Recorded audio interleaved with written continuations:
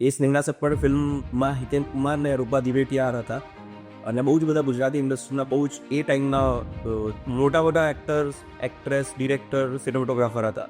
તો લકીલી આ extra curricular એક્ટિવિટીઝને એ બધું કરતો હતો, થોડું કોન્ફિડન્સ તો હતું જ. તો પછી એ ફિલ્મમાં મને લીડ રોલ તરીકે મને ચાન્સ આપવામાં આવ્યો ફર્સ્ટ ટાઈમ.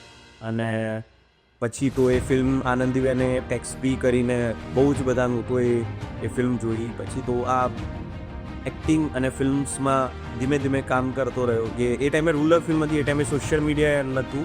બાકી 2007માં જે મારી ફર્સ્ટ ફિલ્મ હતી એ ટેક્સ ફ્રી સાથે સાથે કેટલા બધા લોકોએ જોઈ હતી. ઇવન મોટી મોટી લક્ઝરીઓમાં સ્ટુડન્ટ્સને એ લોકો મારા ઘરે આવતા હતા ઓટોગ્રાફ લેવા. હિતેન કુમાર પોતે એના પીક ઉપર હતા એ ટાઈમે અને એ સુપરસ્ટાર હતા, રૂપા દિવેટિયા હતા. હજી પણ એ ફિલ્મ અવેલેબલ છે, તમે જોઈ શકો છો. એમાં હું ચાઇલ્ડ એક્ટર તરીકે હતો.